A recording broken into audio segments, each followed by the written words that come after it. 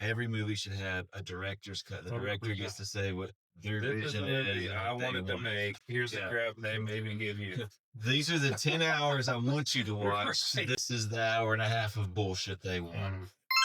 I mean, speaking of Braveheart, there's a lot of unrest going on right now. Yeah. That's an interesting segue there. Are you aware of the 50-51 thing going on? I need to sit for this one. It's 50 protests, 50 states, one movement. That's the umbrella organization that's been funding a lot of this unrest the last week or so. Yeah. Gotcha. And so you'll see a lot of, it'll say 5050, like you'll see a lot of that on there. And the shooting, for instance, that happened, this one was, where was this one? It was Utah or Minnesota? Minnesota, that one. Yeah, Governor Walls and all that, yeah. Oh, no, I'm talking about the Utah shooting between with the actual rioters. Or you didn't hear this one? Oh, is that the one where the bystander got shot and killed or whatever by the cop? You have these extreme left-wing individuals from different groups that all fall under this umbrella that is paying people to go there and organize, hey, you need to go here on this street, we need people here and all that. That's why they cover their faces, wear the goggles. Right. Yeah. But through this movement, they have what they're calling peacekeepers. You know, the people there with guns to certainly not stir or elevate situations that are already tense, right?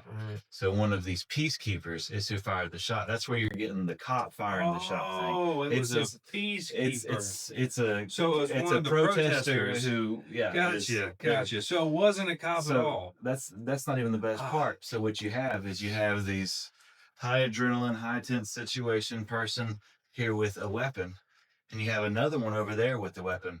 They're both assume the other person is a far right-wing nut job. Oh. So they're inciting each other. So peacekeeper tells this individual that, you know, he doesn't need to have a weapon and all. This individual, I'm not going to say names, the individual that ended up getting shot one time and then fleeing, that individual, they said, was manipulating his weapon, which gave the peacekeeper completing his threat triangle, allowing him to fire one round into that individual and then 2 rounds into an innocent bystander who has now perished and was legitimately not involved in that situation at all. Boy, that's not what I saw on CNN at all. So it's sad, but it is also comical because they're essentially part of the same movement. They're foot soldiers for the same movement, and it's, you know, blue on blue, you know, blue. I think I've seen some big history moments where it's did a thing by accident and made a thing worse. But compare this to the Kyle Rittenhouse, the coverage and all that, you know? How's he doing? I think he's doing all right. I heard he's doing fine. I think he's doing all right. Yeah, that's all he was, you know, new school. He probably didn't handle the situation as well with the pushback, you know, a little immature and going on the media circuit, you know. Yeah, I think he had some people reach out to him and try to help steer him there, and he'll probably end up being a talking head at some point. Hey, he might be running for governor one day. You never know. You never know.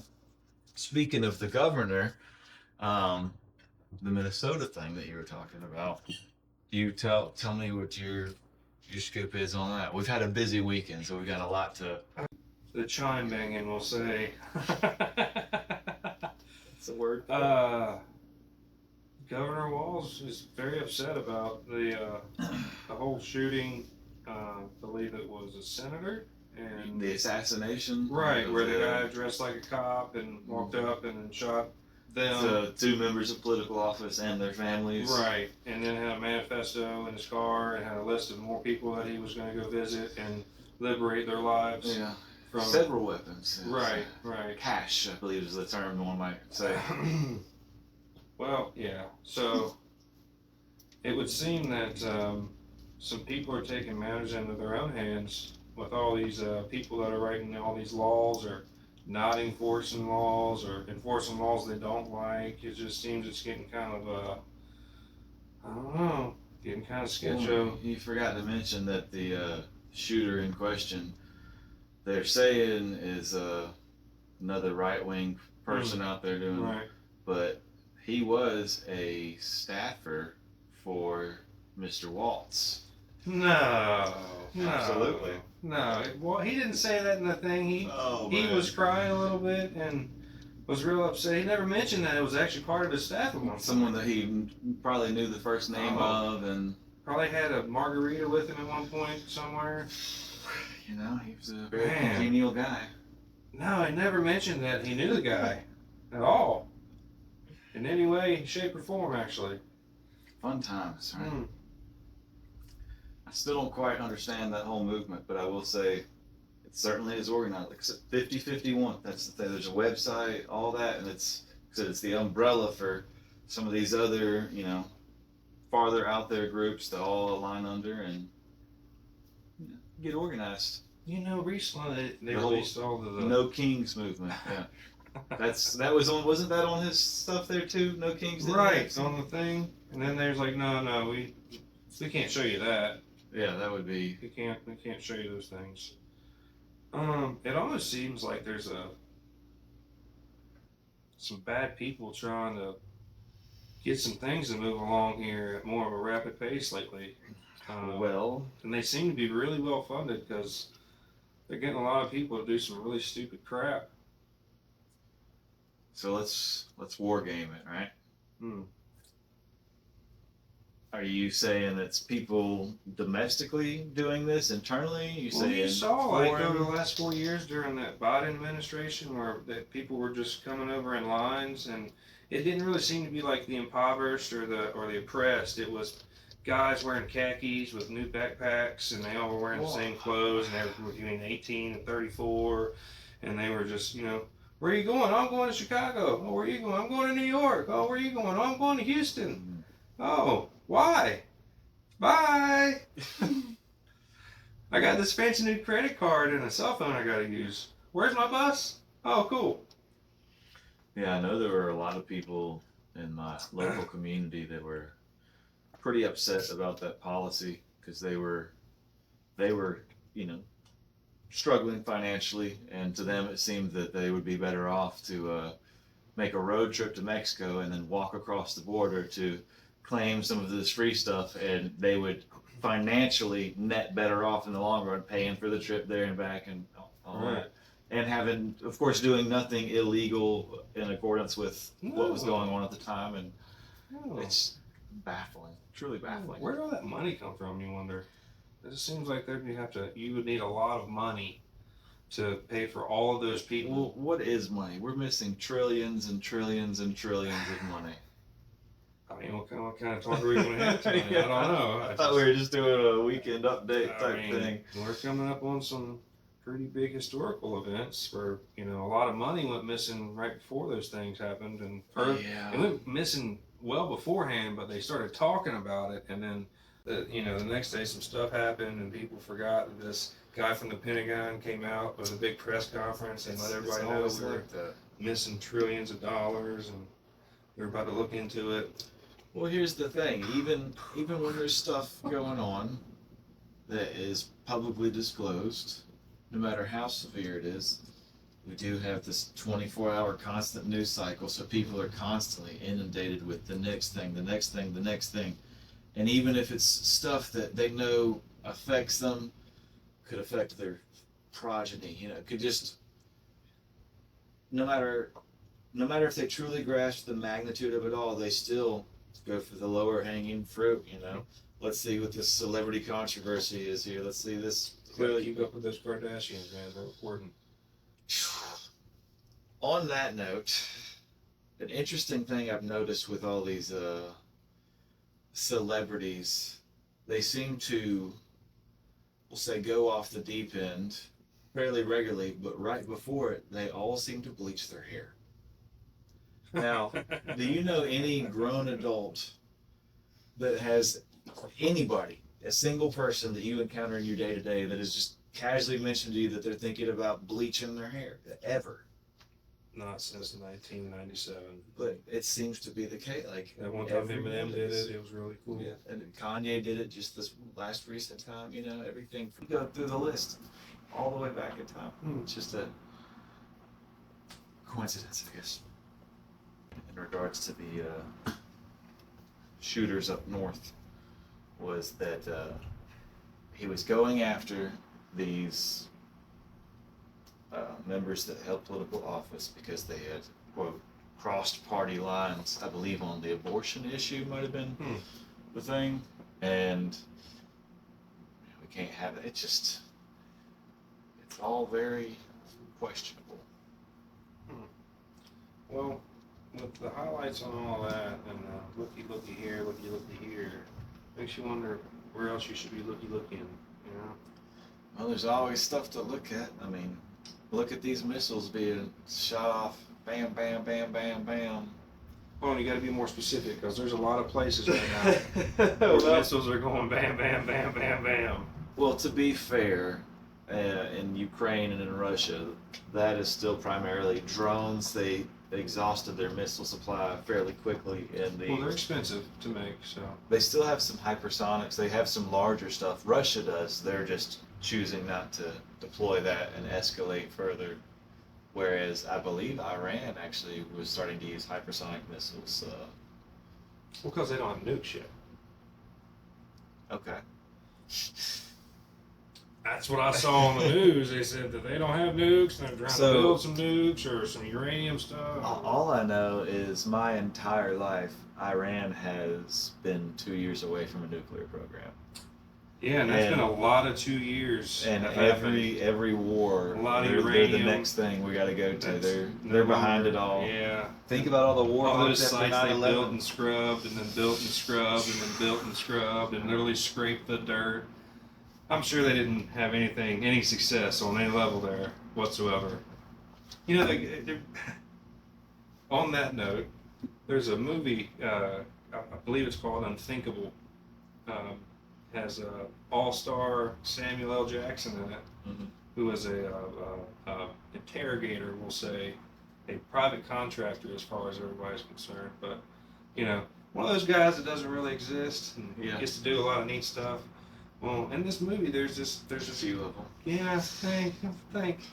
And this is, old. This is 10, 15-year-old movie. It had some big name actors at the time, and I'm sure you've seen it or heard of it at some point. But in there, this guy, long story short, he built some nuclear weapons, we'll say, because he was a nuclear weapons guy and a military for somebody, and really knew what he was doing.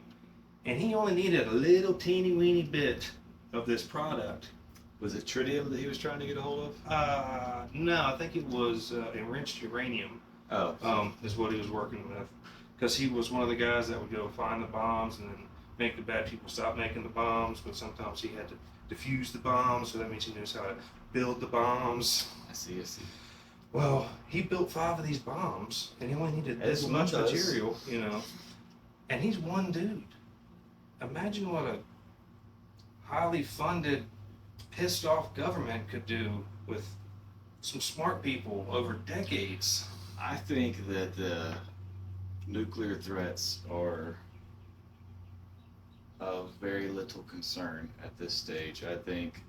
Agreed. I think AI is the primary driver. It's the warfare of the future, and you've got 2 perspectives on that from an American standpoint. Obviously, you want to lean heavy into it and develop the best, or you want to really limit it and study it and make sure it doesn't get out of hand. And we just passed a bill where we're not allowed to do any legislation or any restrictions on it for 10 years. So it shows you which way we're committed there. That is what it is. That's kind of scary. Well, are you familiar with Scale AI? It's the youngest billionaire on the planet, the youngest public billionaire on the planet. Both of his parents actually from close to Alamos Laboratory, both of them physicists there in top secret programs. And wouldn't you know it, their son just happens to be this prodigy and then makes this large company that every nation on the planet is trying to utilize. Because what it does is you have, without trying to go into it too much, the algorithms themselves are complex, but not the key component to anything AI. The key component is data, and it's about aggregating that scraping everywhere, managing it effectively, and being able to utilize it in the most efficient manner. That's what scale does very, very effectively, and that's why it's used. It's the basis for almost everything there. So the founder of that he's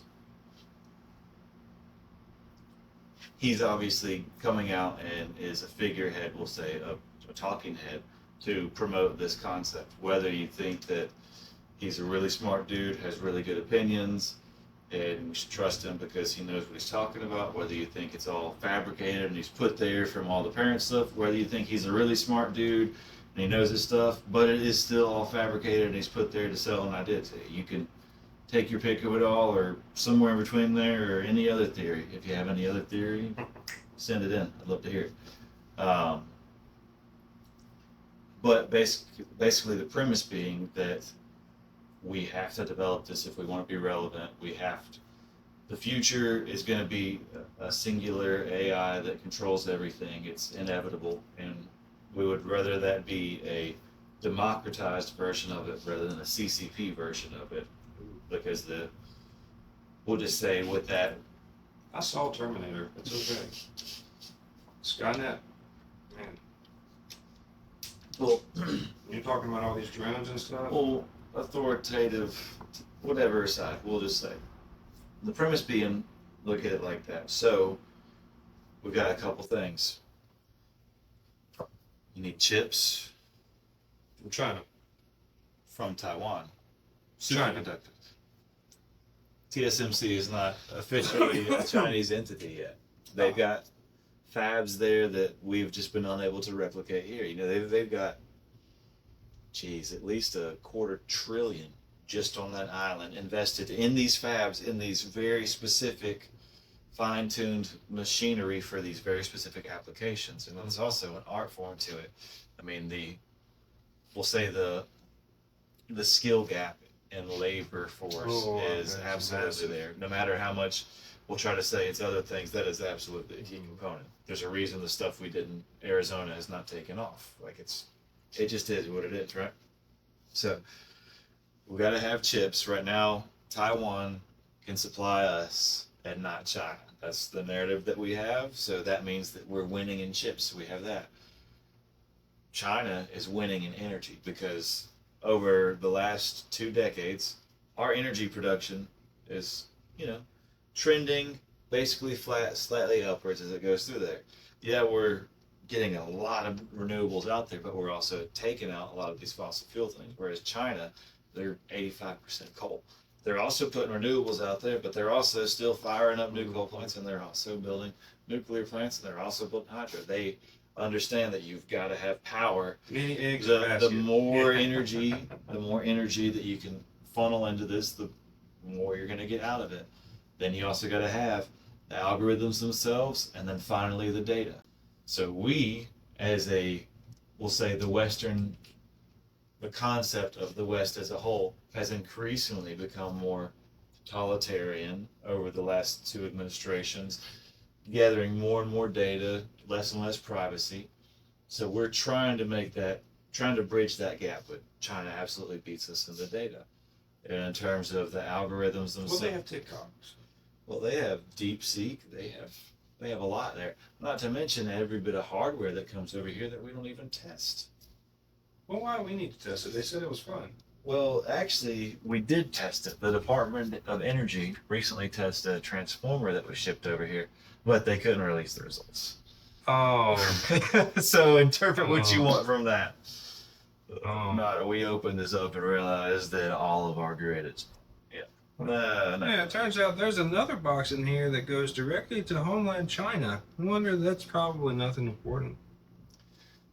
But we're trying to collect more and more data. So we're trying to bridge that gap. Algorithms, that's debatable. That's something that's changing drastically.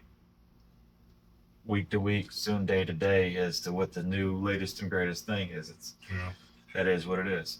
But the concept being that we want to advance quicker than them because when it gets to the point where you have AI assisting into the generation of new AI, writing the codes for the next generation, that's when you start really getting exponential leaps. So at that point in time, say we're, it doesn't matter if we're 2 years ahead of them. If we are 2 months ahead of them and we make that leap before them, jump so yeah, fast. so it's not going to be too long before there's the point where it's, hey, we've won this war fairly passively. We will give you, this AI, access to all this for your economics, for everything that it's needed to run there. Obviously not for military applications though. And then it just transitions to that new world order with the West established AI that then runs everything. And that's the optimistic plan that this administration has embraced, and that's what we are charging towards. If you look at all legislation and all policies that are going to come out, that is the overall direction that we are, unless something drastic changes, of course. Like a lot of people decide they don't want that to happen and start shooting senators and stuff like that. Yeah, I mean, you could have massive civil unrest for that. We could have Not where they paid people, like actually pissed off people who maybe lost their job or their house or their land or. But look at it this way too. So what if? Okay, let's once again, we're still in the war game mode for this. So you have to go with the game theory of it all. So there's a certain point where it's basically inevitable, and at that point, you got to wonder. You've got to make moves, usually in a very aggressive fashion. You've got to flip the board. You've got to change the game. You know, that's the only way that you have there. So that's when you have stuff that might escalate. And I think if there is going to be any massive, devastating conflict, it will absolutely happen before 2030. And I think that there is a very high likelihood it would happen within this administration, meaning happen very quickly in the next year, 18 months maybe, just because of all the rapid changes. And somebody is going to realize that somebody else is vastly superior to them in these different aspects, and that's when you start. Well, that's when behaving people start erratically. making deals too. Well, I saw the mummy. Imhotep needed a backup, he just. What a great role he played there too. He's such a good weasel. it really Van is. Helsing, Igor, oh my god, so good. It really is. Yeah, he good range on him, we'll say. He does well. You appreciate that, and then you also appreciate the people that do get typecast into one role, but they just all the way with it. You respect it, and you got your thing. Yeah, I've seen all of the Liam Neeson movies. He's just Liam Neeson in all of his movies. I used to Appreciate it. when I was in college, I would get bored sometimes, and I would just go in these rabbit holes on IMDb, and I would try to find like very, very obscure actors that were in a lot of stuff, but like very, very minor roles to see. Oh yeah. To start like memorizing them and associating, and then you start recognizing all these people that nobody else does. So you have a familiarity. So then you reference it, and nobody has any idea what you're talking about. Yeah, you're like, oh, it's Edgar Chestington, and they're like, and then you gotta like pull up the scene. Like, he was the mailman, and he was on screen for like a second and a half. Never mind. Yeah, Never mind. you saw the back of his head in Twister. His elbow was in The King and I. Oh yeah. God, that's like Christopher Walken. I mean, a man that's never turned out a part. I love Christopher Walken. You can go. I mean, the range on him from oh man, but the same thing. He's always him. It's just a different version of him. So it's I can appreciate it. And that doesn't just apply to actors. I mean, you have that for really any characters and stuff. Your comedians, especially your Larry the Cable Guy, your Shane Gillis and stuff. That's they find something that works, and then that's them. They've got to just lean into it. Yeah, I mean, I guess that's how you get big. You find what the people want, you give it to them. Yeah, I suppose. Or you my just do what thing. you want. Yeah. I'd rather just be me, and if it works out, cool. If not, eh, I'm not. I will no sign in blood. No, thank you. There's a lot of that. No, thank you. You remember? I mean, there's obviously we could go very deep into that. We don't need to, but Billy Bob Thornton, Angelina Jolie. Remember the whole vial of blood thing around the wearing that as a necklace? Oh yeah. What an interesting thing to do. And you gotta wonder who prompted, like who suggested. Do you think Billy Bob did that, or do you think Angelina Jolie? Because I could see Mr. Thornton being creepy and just saying some weird shit like that, but I could also see her doing whatever and him instantly just simping, you know, and be like, yeah, whatever, yeah. I mean, it's Angelina. That's what I'm saying. I'll go with option C and say it was neither of them, and that's just the thing that they were Told to do. told to do, or inspired to do. We'll say. Well, you know. I don't know. You can pull on that thread however you want to. I mean, I think a lot of the weird shit like that you see on the red carpet and the Kanye, here's my naked wife, and all that kind of stuff, I feel like is otherwise inspired. We'll say. I think very little of it is original thought. So here we'll go. Do you think the majority of it is more marketing to get more eyeballs, more controversy, or do you think that there's like some esoteric, occult implications to some of it? Yes. Okay. To all. Yes to all? Well, I mean, look at the freaking musicians nowadays, man. Every single one of these, at least somewhat talented musicians will come up, they'll have a popular song, maybe a popular album, and then 2-3 albums later, they're wearing fucking devil horns, walking out wearing blood-draped costumes and boots made out of human skin and shit. I mean, you want to tell me there's no cultistic blood sacrifice devil crap there? I mean, come on. You're literally waving it in my face at a live event. I saw what Sam Smith looked like at his first award show. He was wearing a suit, clean-cut, handsome fella. He looked like something a drag queen shit out on stage at a very popular award show. Yeah. What was the that young artist name? What's his name? Lil Nas. Oh yes, did the Billy Ray Cyrus song. I mean, that was super popular. And the next video he's giving the fucking devil a lap dance. Are you serious? I mean, pardon my French, you have to believe it if you need to, but I mean, how do you... and on that tangent, just on him, he had a freaking shoe collection where he had his own blood put into the shoe. He made like 1,000 or 10,000. I was unaware of this. Oh, 100%. They were like $400 or $500 a pair, but it came with a vial of his blood. Yes. 100%. You can Google that all you want to, but yes, during that whole thing and him being, oh, I'm gay or I'm this or I'm that, the devil video, and then he had his own shoe, and he made like $10 million off of one little series of shoes. Wait, was this during COVID? I don't know. How'd they get away with that?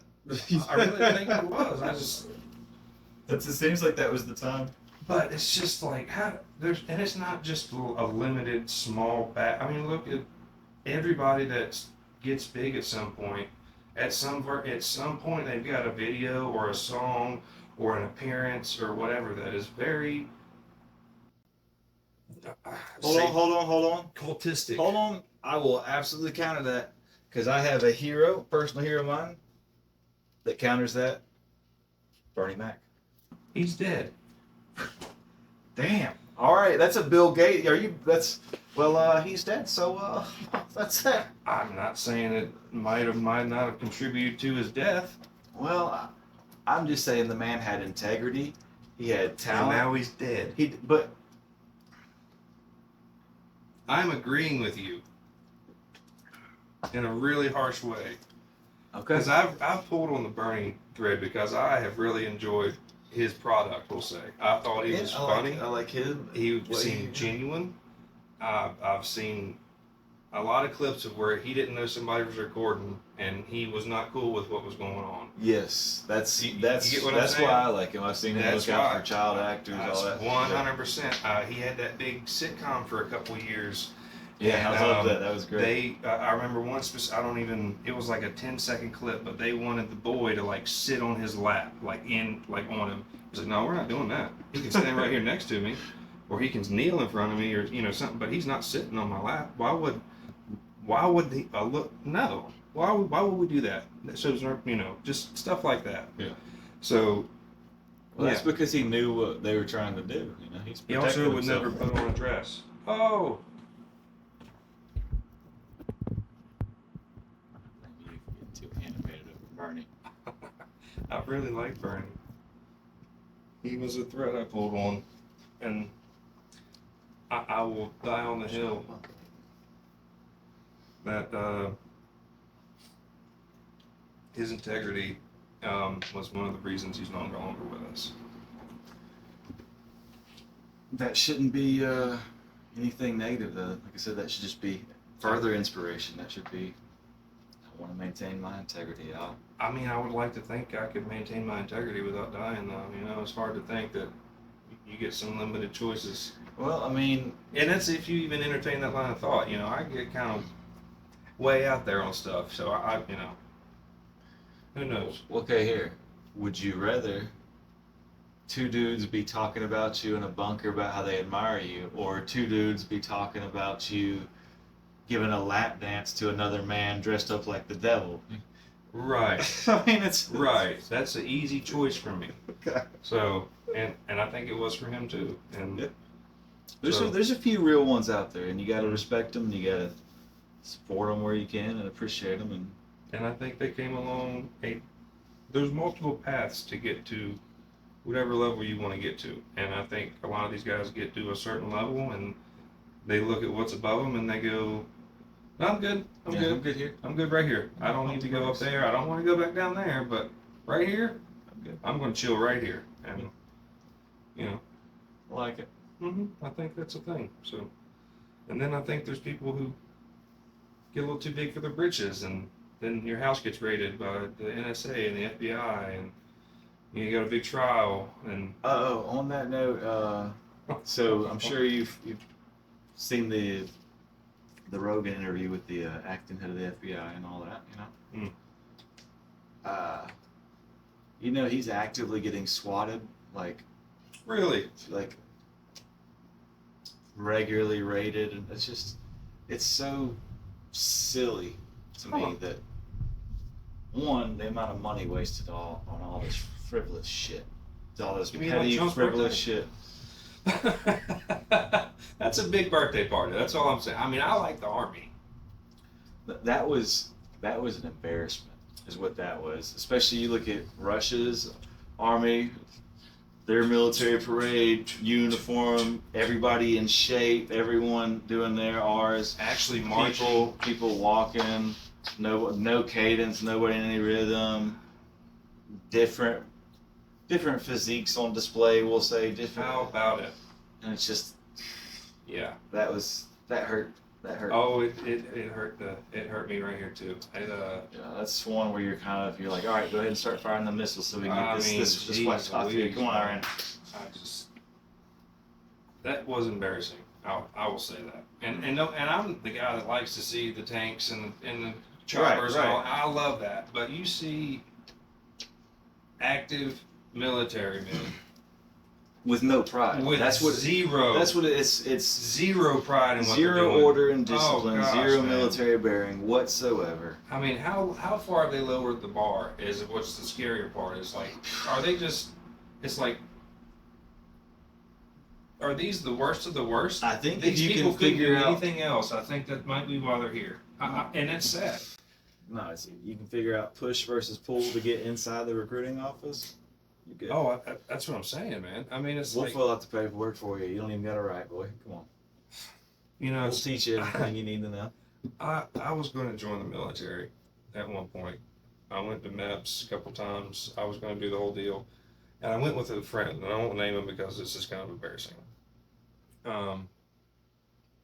We went to sign our contracts, or not sign our contracts, but pick our jobs so we could, get with our chief and everything, get all the paperwork going, blah, blah, blah.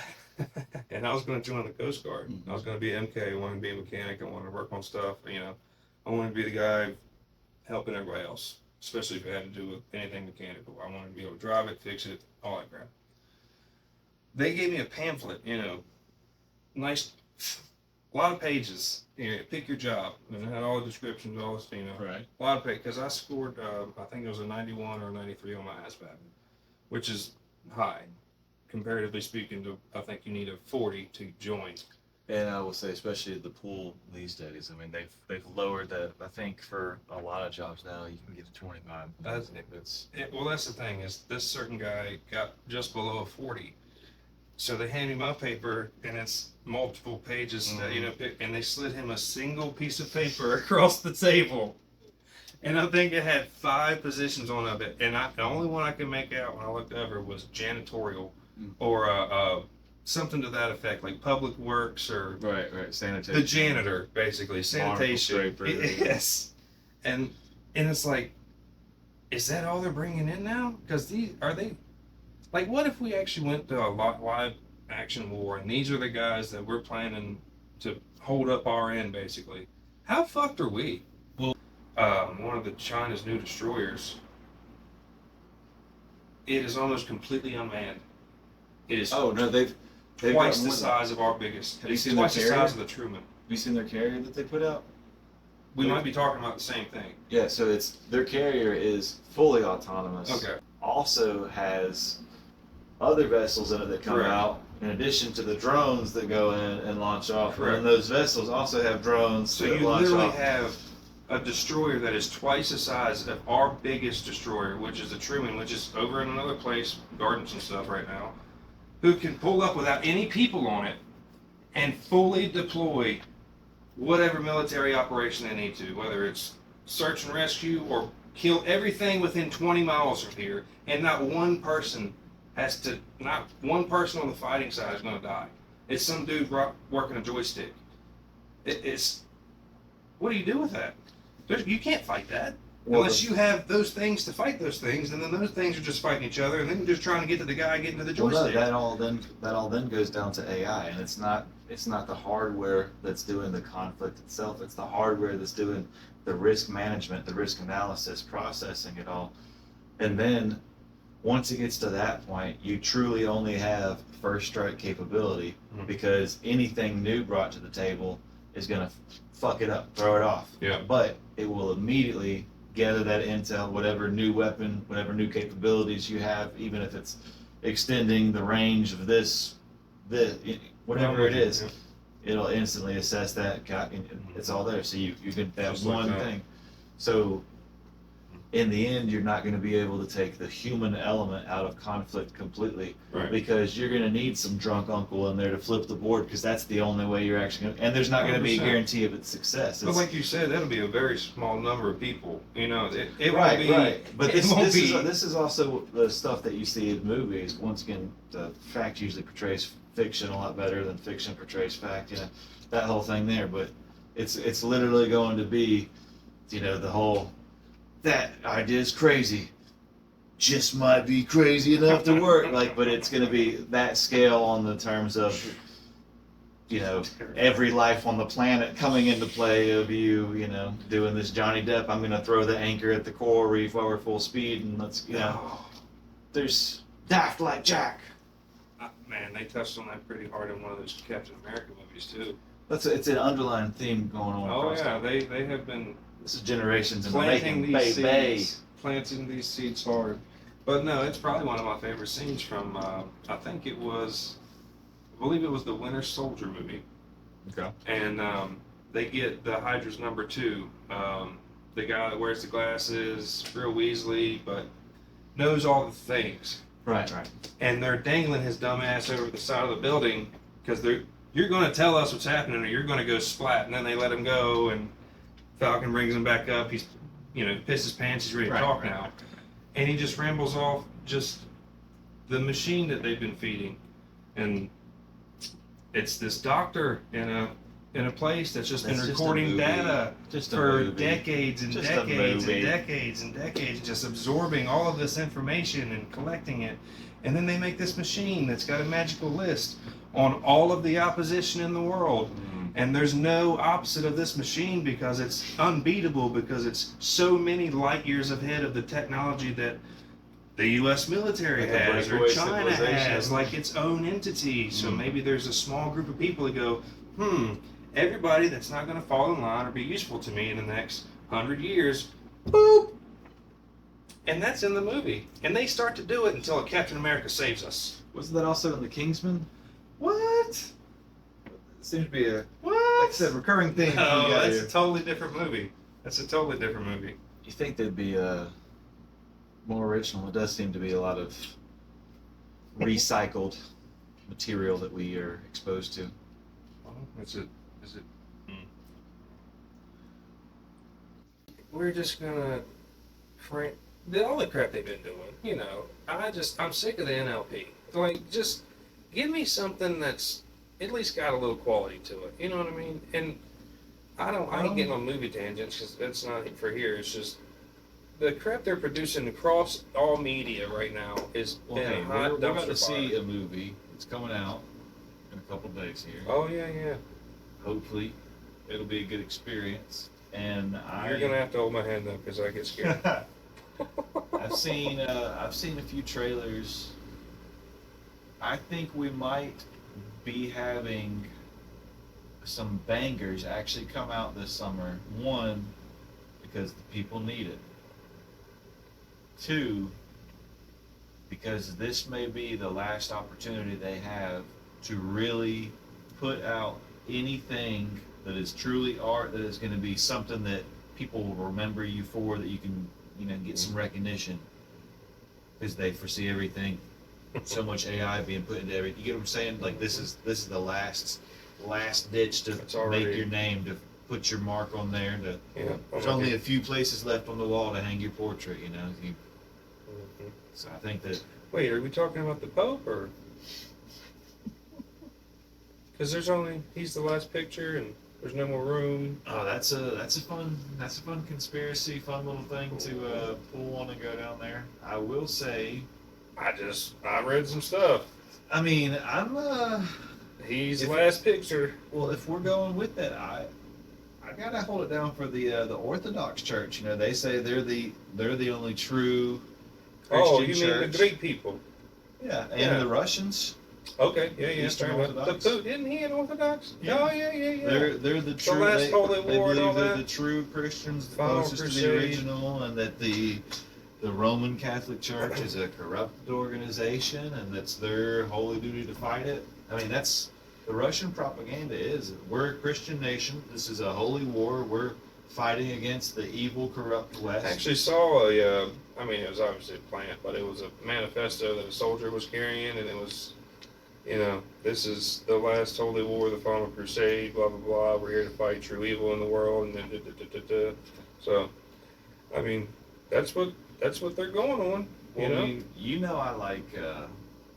I like first-hand resources. I like primary resources, being able to have as little filter between me and the truth as I can, right? Which obviously it's still biased. Someone's putting it down there, so someone's a filter there. But I try to acquire original things when I can and all there. So I have a lot of some World War II and World War I era Russian journals, we'll say, and it's very interesting going through there and seeing. Obviously, it's not in a journal. You're not writing, "This is what I learned in school. This is what I think about the world. This is my belief." But you do get an image. You get an idea of someone's perception of reality of the world. The thing they were doing, sure. Yeah, what their core beliefs are has become evident and all that stuff, and that's interesting there too. There's a lot of. It seems to be a very big belief that they were this shining empire and they had this good civilization, and they said they were basically the golden age empire of Christendom. The 1,000 years of peace or whatever, all that kind of stuff. That was what they were, and it was Tartar or Tartaria or whatever you want to say, and they believe that they are the remnants of that. So I mean, it's not just one man's ideology. This is So the appears to flood be missed them all entirely. They had a wall up, none of the mud came in. I mean, I think there have been several different mud floods if we're going on all that kind of Haven't stuff. there? You look at the geological record, look at everything on there.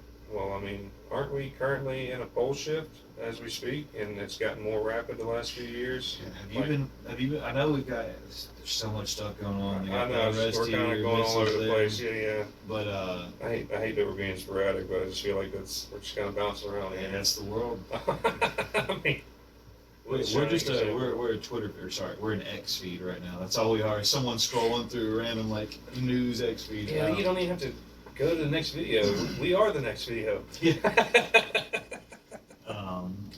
What I was gonna say is there's several different villages that have had either parts of glaciers break off or mountains break apart, and like entire villages just covered. Like I mean, that's happened recently. They I'm saying there's multiple. It's not just one.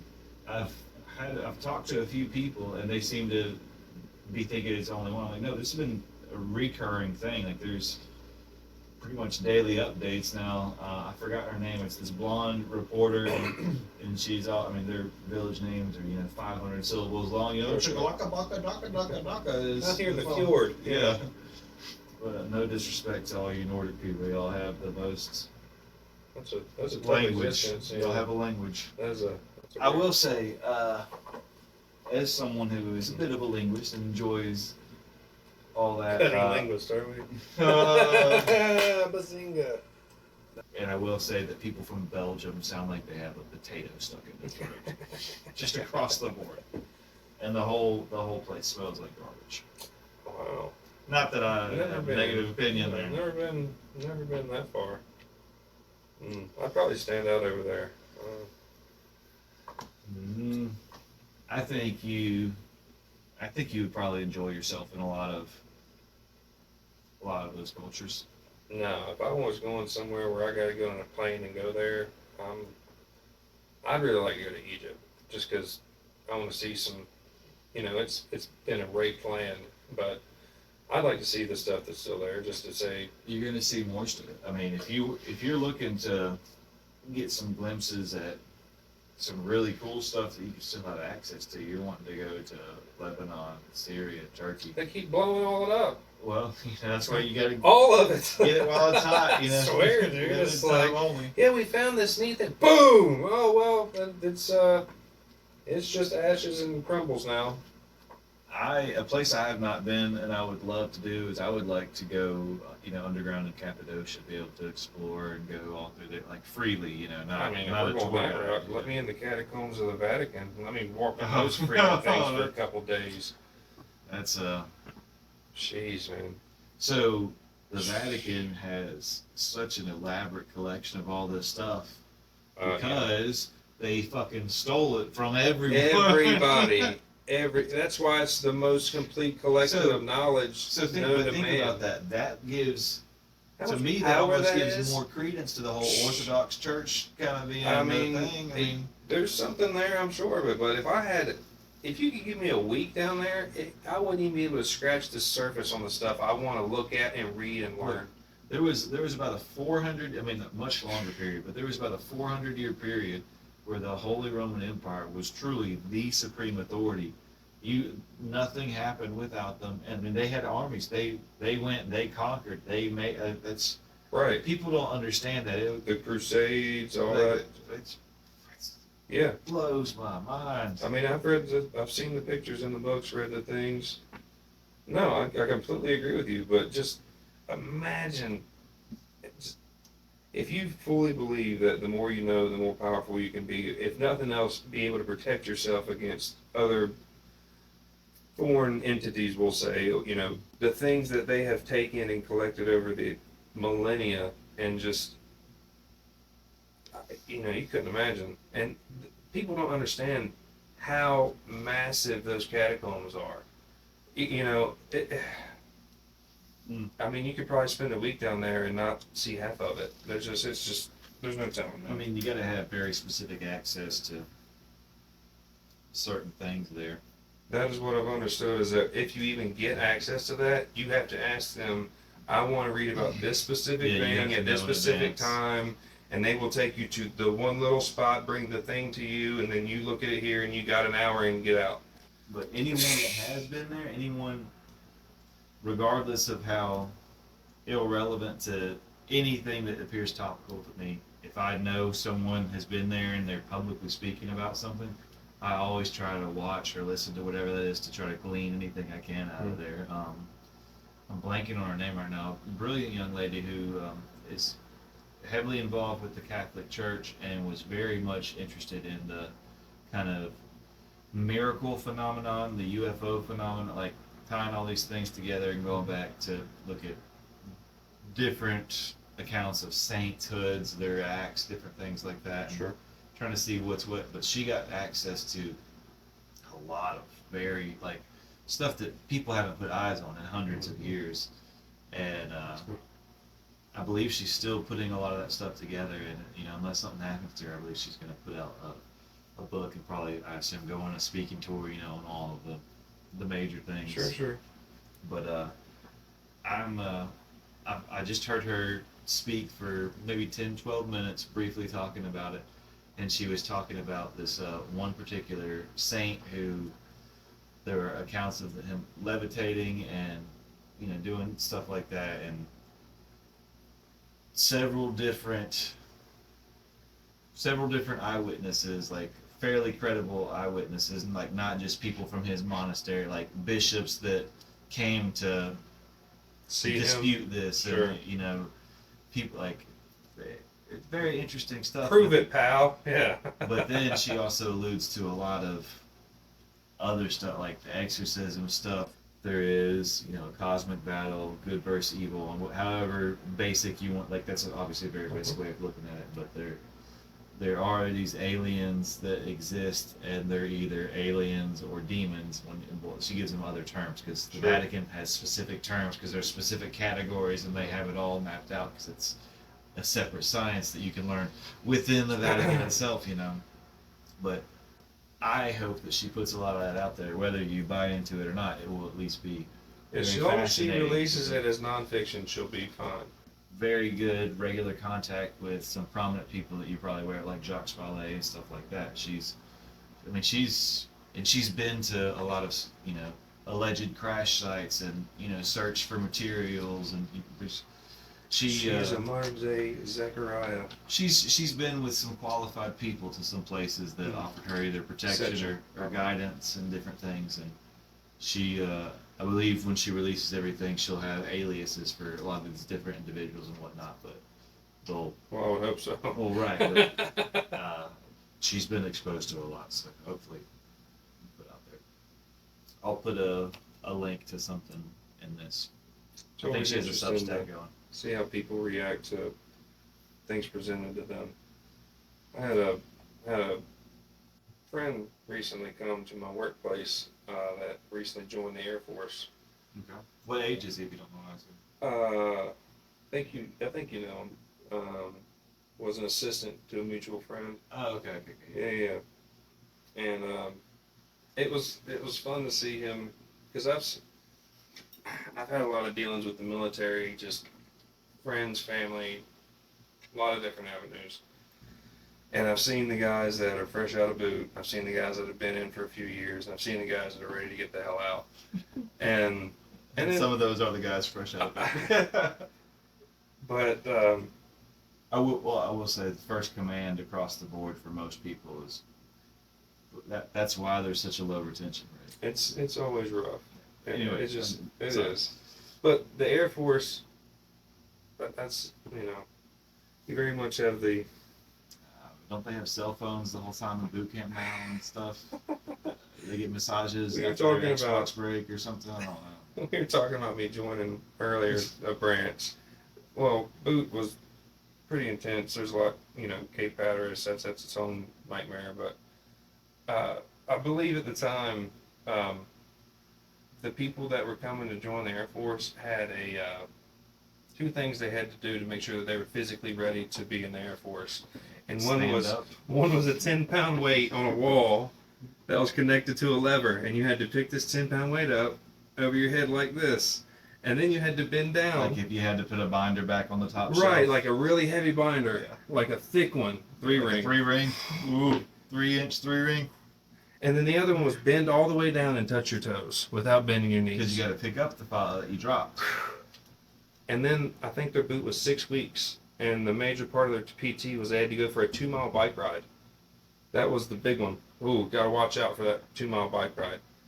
On the other side of that, a friend of mine actually dated my sister for some time. Been in and out of the family forever as a friend or whatever. He joined the Marines. He went to Parris Island training. Well, what you don't know about Parris Island is they got their own special little parasite fungus down there that lives in the mud. It's just for them, and it's only in a couple places in the world. And I think their boot's like 13 weeks or something like that, because back then they had the Crucible, which has been, ex-nayed because we can't make our Marines too tough or make them do the real hard things, because to become a Marine is tough. To become a Navy SEAL is tough. Any guy that can go through buds and come out on the other side of it, you're a tough bitch. And I don't care what you say. I mean, yeah, without a doubt. But I will say that there is a certain element that the United States has to gain by perhaps artificially inflating the prowess of a lot of these units. I believe that to be very true. But I also believe that if you're going into any of these specialized whatevers, you've got to have the right stuff to do that. I'm not negating anything at all. I'm saying that there very much is propaganda across the board when it comes to that. And oh, sure, I'm sure of that. Yeah, 100%. There's definitely. I mean, then the baddest individuals will be the ones that are never named. Yeah, you will never even just see. Like when it comes to the intelligence apparatus, if I were to say, name some intelligence agencies or whatever, you're like, oh, okay, CIA, NSA, Homeland, like that's generally people they peter out after Sure. about 4 or whatever, but there's well over a dozen. There's 16 prominent ones that I'm aware, and Right. every one of these has A purpose. Well, a purpose, but I was going to say a very entrenched apparatus that is there. And when you talk about deep state, I mean, it's even less these, geriatric senators literally dying in office now. And it's more of that. It's more the people, the staffers there, the ones who, and staffers make the majority of decisions. The majority of not too important decisions are all done by staffers, whether it's people who are appointed and put there, some young college interns doing this, like look at your Doge, for example, or it's people that have a vested interest in being there long term. This is what they do, They clock in, don't matter D or R in the office, they're doing their thing. Yeah, it's scary. They just released all that JFK stuff in the, I don't know, the past 2 years. They declassified a lot of stuff, popped all that stuff out. Have they finished making the Epstein video yet? You seen the Ryan Long video he put out on that? No. So, you'll. I know a lot of his stuff. He's Canadian, We'll hold that against him. A lot of his stuff is a little over the top and seems a little forced. This one, I think he nails it though. He basically plays the editor of the Epstein video, and he's given the excuses as to why it's not quite done yet or whatever. And I mean, it's like several minutes long, and it's great. I won't spoil anything for you. You go enjoy it or whatever. It's pure gold. Very, very much the tongue all the way against the cheek. Basically coming out. It's. Oh man, that is. Elon was tweeting some mean things about our president. Did you see that? Yeah. Trump's display that he could put on the show. Let's have these negotiations with Iran. Then we're going to bomb Iran Well, then while Israel we're does negotiating. that. Well, no, they made the agreement, and then Israel's popping off missiles within 12 hours. Yeah, and it then seems a Trump little says fishy. Trump says he knows that. So here's the thing: either some 4D chess is going on. He was aware. He's keeping them in a lower risk state so that the first strike from Israel might potentially be more effective. Or B, he doesn't want to appear like Israel did something without his approval. So he's like, yeah, I meant, I was totally in on that. Yeah, Either one, that's not necessarily a good look, but definitely, that's definitely a question that I think everyone should be asking at this juncture, because I think that is one of the key things that is just going to instantly be overlooked with everything else. Yeah, but going back to what started that, if you were best buddies for the past, what is it, June now or July? I don't even know month. 100 days or whatever. Jeez, I don't know how long he's been there, and it's the last two administrations.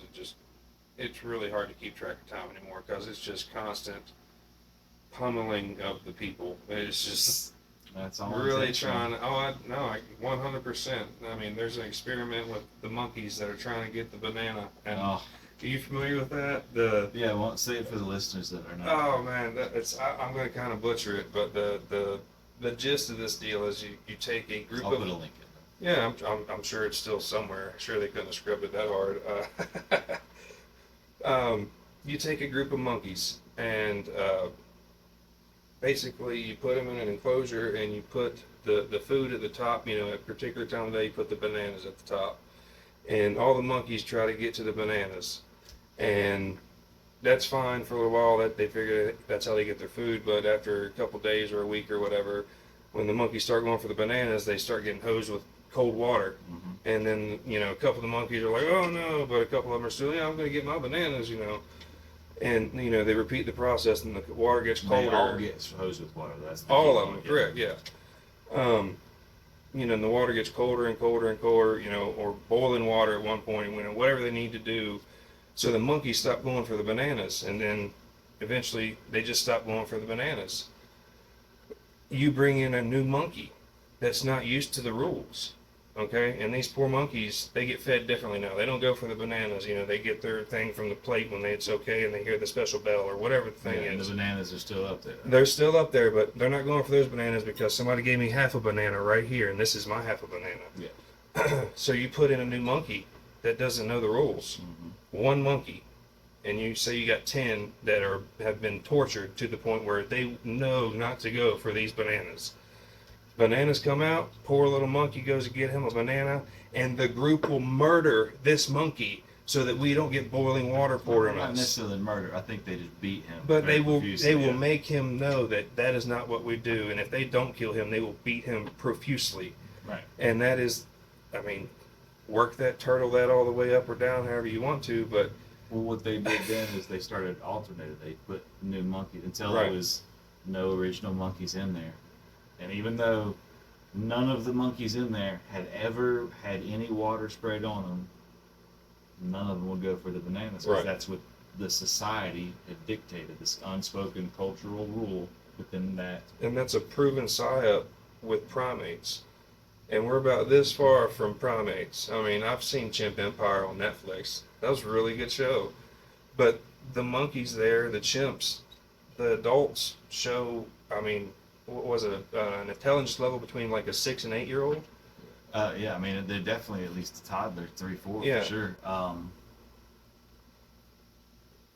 Favorite Alabama comedian, he actually has a bit on the Chimp Empire. Does he? Oh man, I'll have to find that. The whole concept. I want to name drop him because I love him, but I'm not gonna. The whole concept being the 2% thing there. Yeah.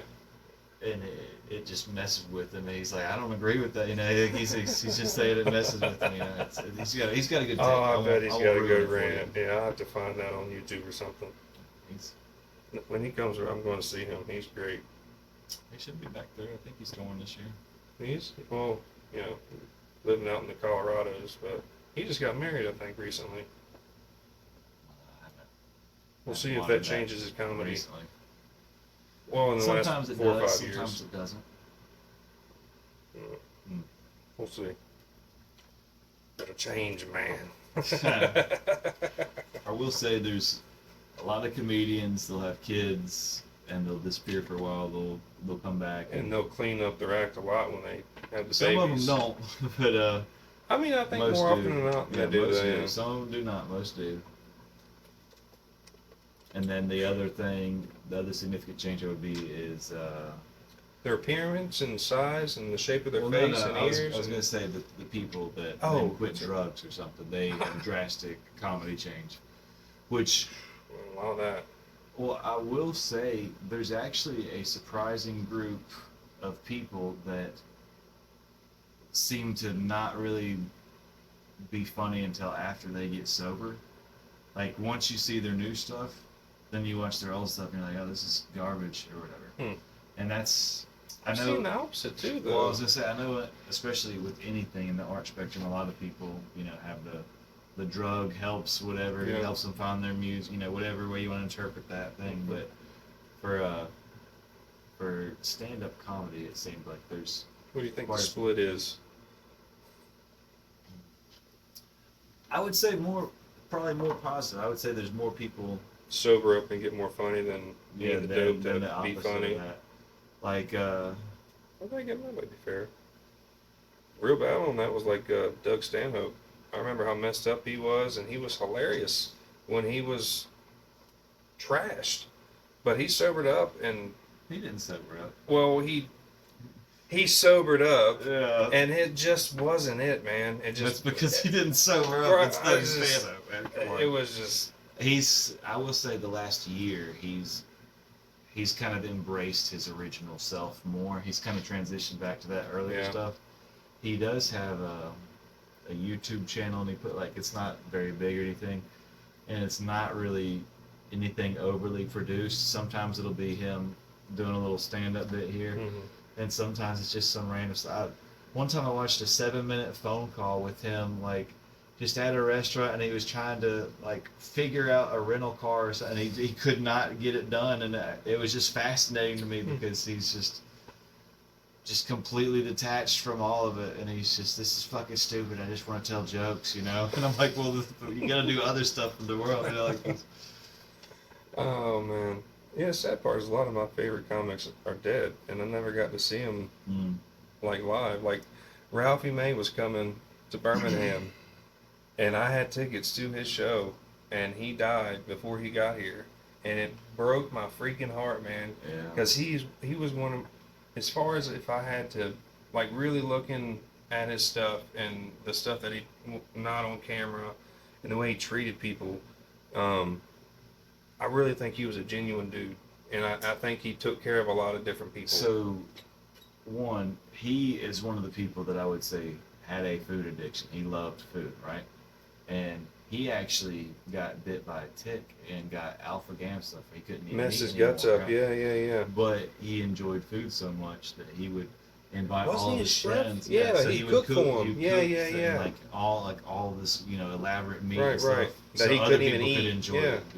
So he absolutely. One, he was a giving person. That right. But two, he also loved it so much he was getting that secondhand experience. Yeah. So. Yeah, that broke my heart, man. I never got to see him. There's quite a few people that I would love to have seen. Mitch Hedberg.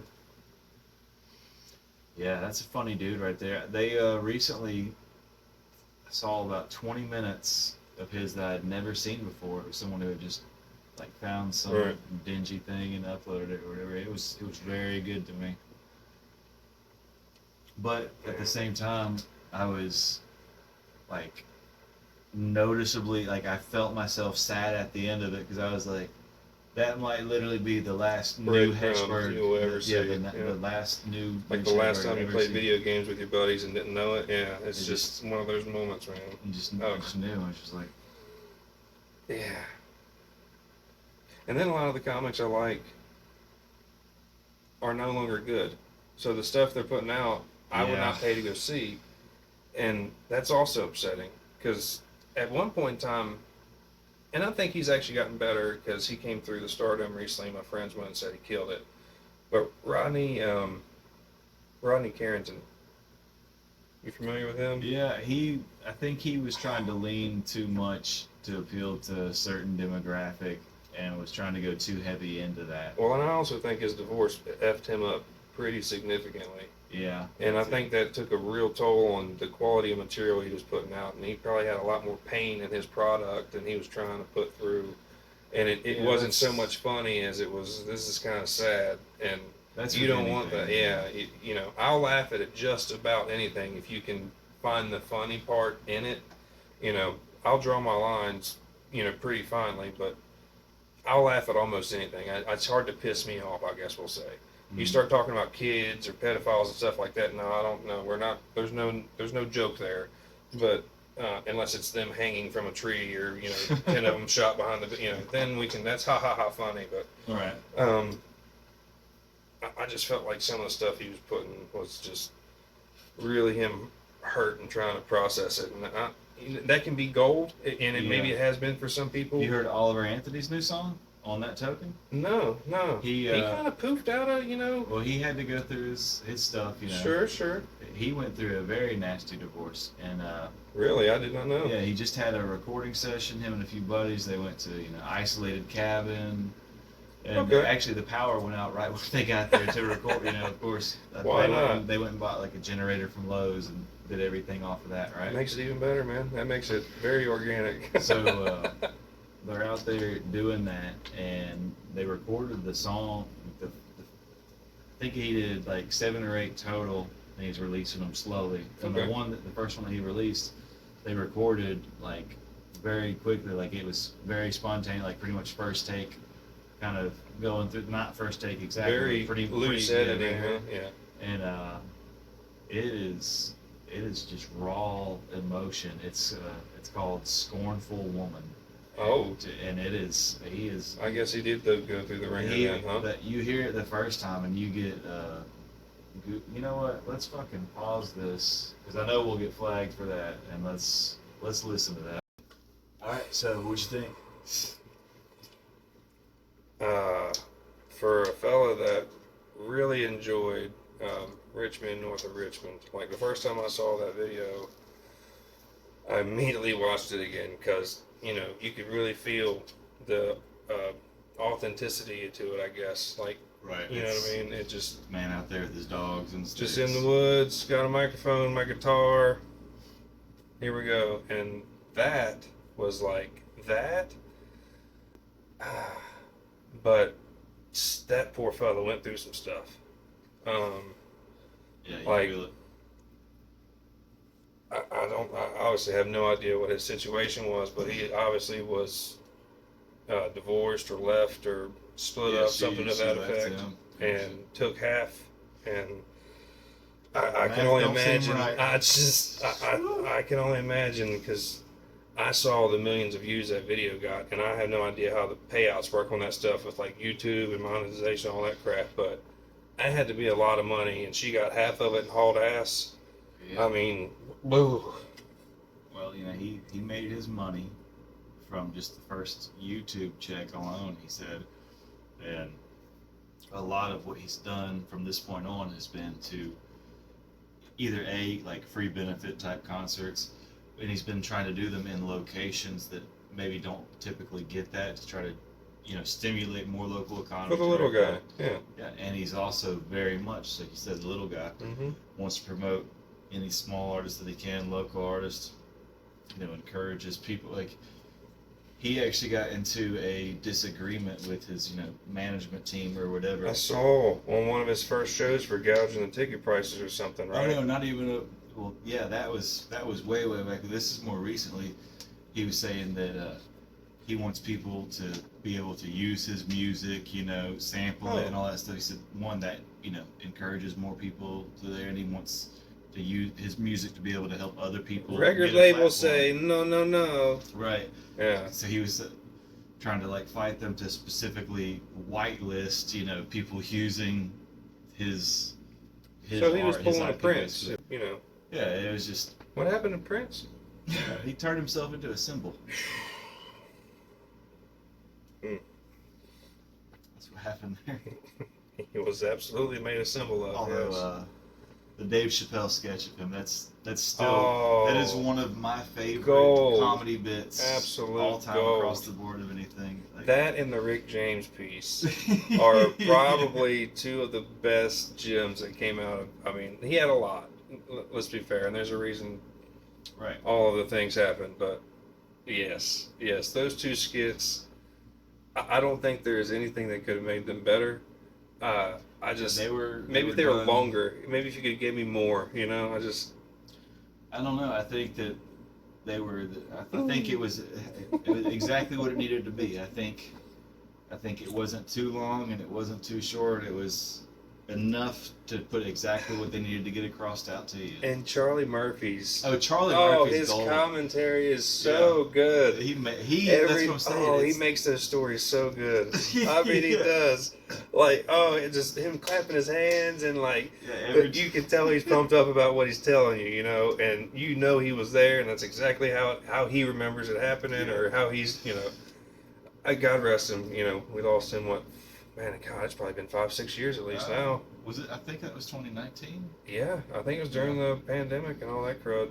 Well, that would have been 2020 then. But yeah, man, the time freaking flies. It's something else, the way it just blurs. It's important to not forget that time. Time's important. Well, moments are important, you know.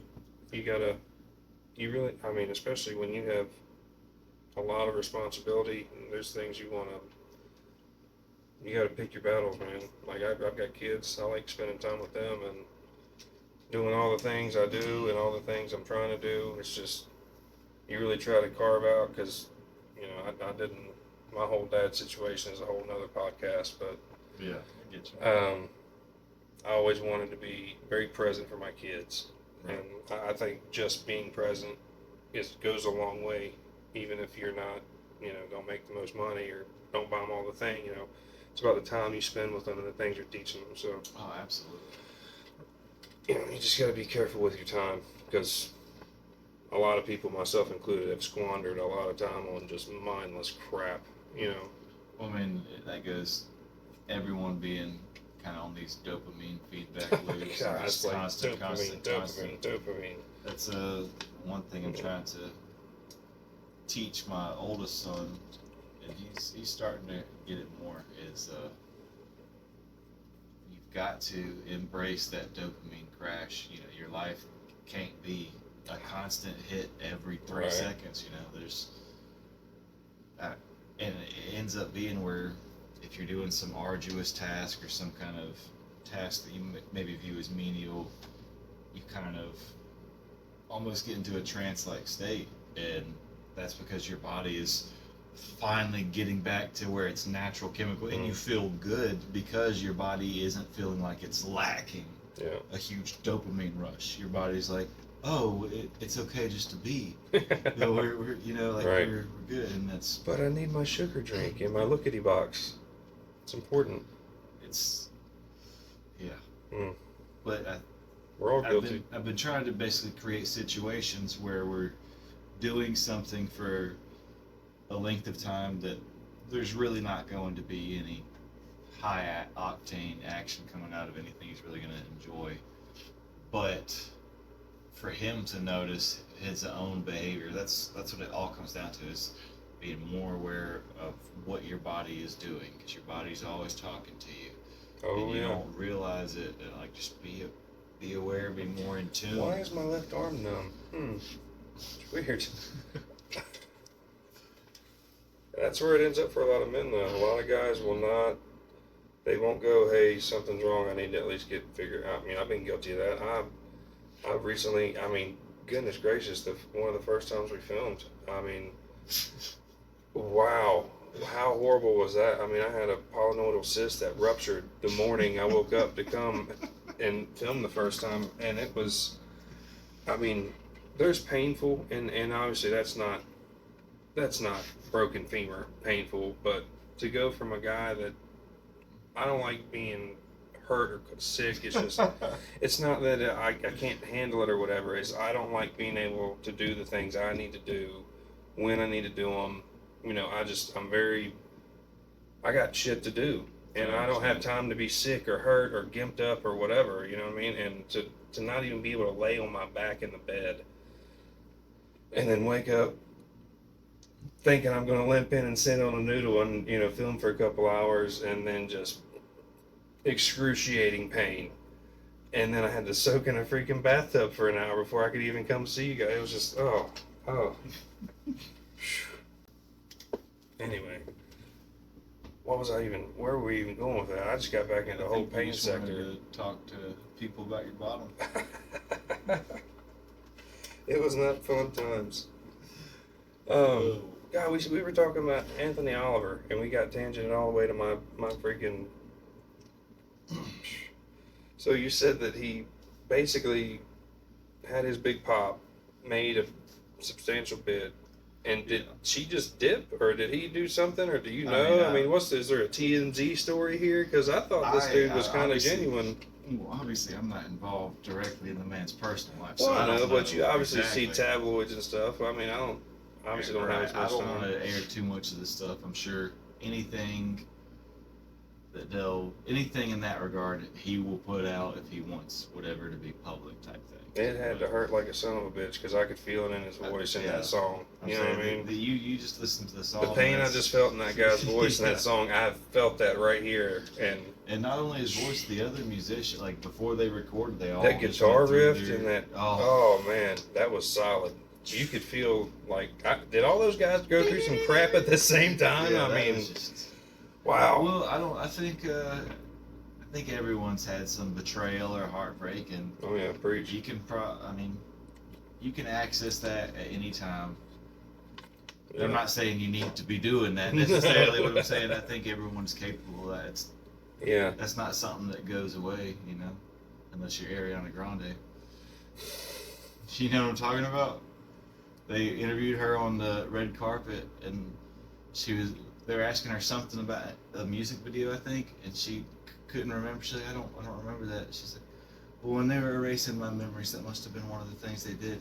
And she was like, what? She's like, yeah, at the such and such memory erasure clinic, and they were going. That's where they go to help you, program yourself right and all that. And I'm just like, jeez. So right there's, all these red flags, whether you're going into, some government organization or some cult. This was recorded on the television I can pull at an event. I could Google this. Yeah, 100%. Yeah. So she Cardi B'd out, and then the whole. And that's the other thing. I've seen some clips, and I won't. Katy Perry had a freaking lag out back when she was married to what's his face that just got accused of all the rapies, Russell Brand. It was after she was blonde. Oh yeah. And after MGK was blonde. And... Oh, you just big circle back, huh? Weird. Weird. Next week, folks. Hey,